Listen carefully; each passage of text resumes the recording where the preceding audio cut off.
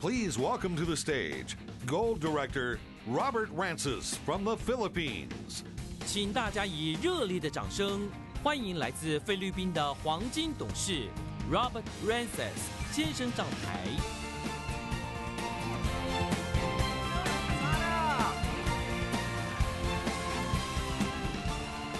All right, good afternoon, everyone.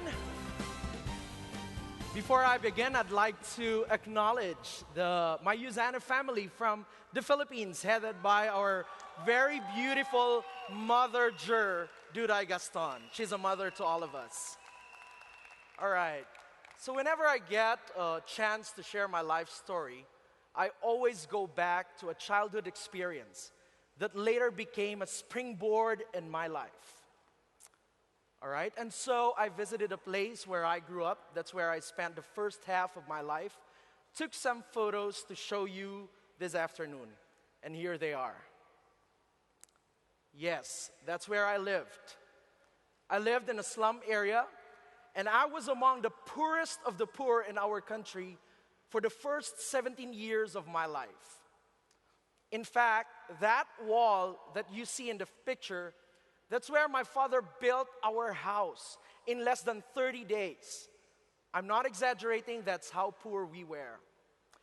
It wasn't easy growing up in that community. However, I had this wonderful experience that turned my life around. I was coming home from school one day when I noticed a crack on that wall. And so out of curiosity, I went to check it, trace back the crack to figure out what caused it. And to my surprise, it was this little plant trying to break through that wall. And it looked something like this. That's not the exact one, but it looked something like that. 12 years later, I was in church one day asking God to give me a direction that would change the course of my life. And suddenly my mind recaptured my memory of that little plant cracking the crack on the wall, causing the crack on the wall. And that became the moment. It was a moment of revelation that radicalized my perspective of life. And this is what I realized. I realized that because the plant did not give up, the wall eventually did. And it showed through the crack on its surface. I realized that we have within us what it takes to break through, to turn setbacks into stepping stones and trials into triumphs. That's what I realized. And you know, you have all what it takes to break through. Just believe in it.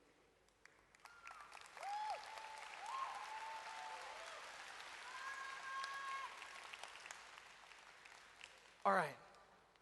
So, but what's important is for us to have the right perspective. How do you respond to life's challenges? How do you respond to the challenges of our business?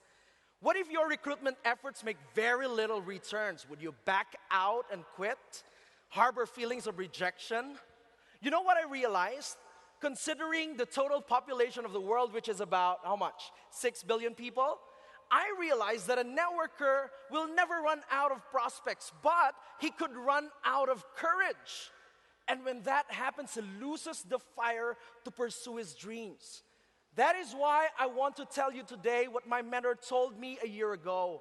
And he said, "Leader, promise me that you will never give in to discouragements." Yes, discouragements come, but giving into it is not an option.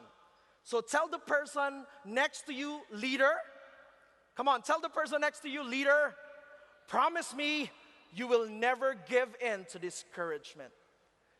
Network marketing is about multiplication, isn't it? But I realized that adversities could be prerequisites to multiplication. Let me prove that point. Supposing I had a seed and I planted a seed, eventually the seed grew into a tree. And supposing that tree bore many fruits, and so I decided to gather all the fruits, gather all the seeds, plant them in the field. Eventually, those seeds I've planted would grow into trees enough to convert the whole field into an orchard. Now let's just say we all got involved. And so we gathered all the seeds from that orchard and planted them in an open field. In time, we will have a forest. Exactly. A forest out of that. But where did it come from? From the orchard. And the orchard came from a tree. And the tree came from a seed. In other words, the forest was in the orchard that was from a tree that was in the seed. The seed actually contains all that the forest would be, right? In every seed is a forest. Let me repeat that. In every seed is a forest. Now hear me on this. You are that seed. And you have within you a forest. Your 1,000, 10,000, 100,000 downlines are all within you as a potential waiting to be realized. In other words, your success in this business is not really ahead of you, but within you. It's all within you. Now I have a question. This is not originally mine, but nevertheless, I want to throw it to you for the sake of discussion.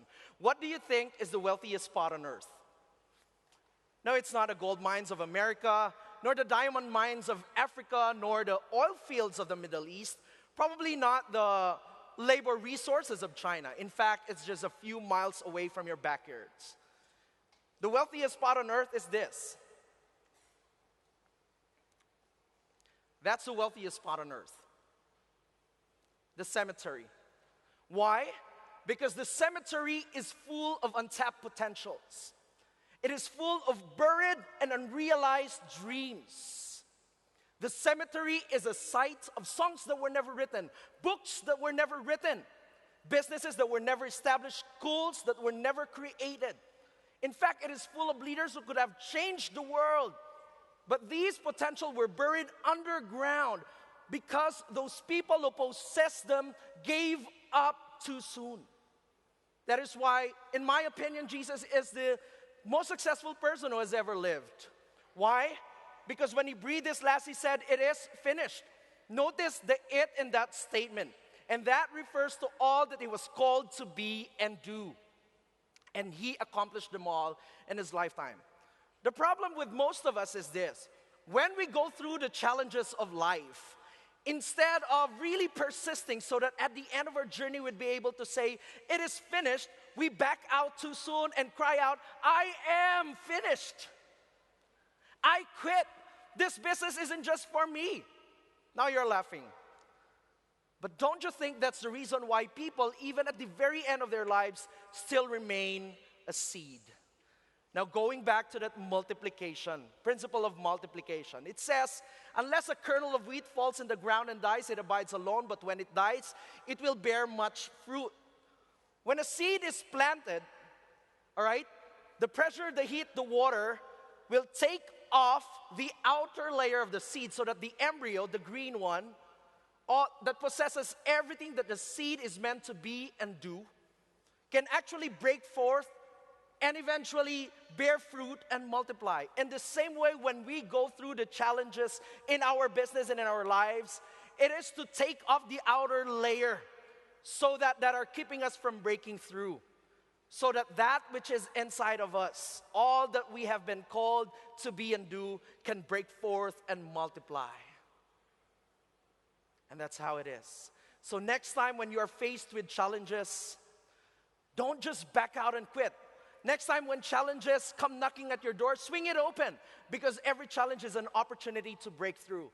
Next time when you face a challenge, don't back out, don't quit. Instead, stand on your 2 feet, raise your 2 hands and say, "Bring it on. Come on, bring it on." And start converting disadvantages into advantages, crisis into opportunities. Stop complaining like you're a poor victim of circumstances. Take responsibility, take charge, take initiative, take action, and make the rest of your life the best of your life. Friends,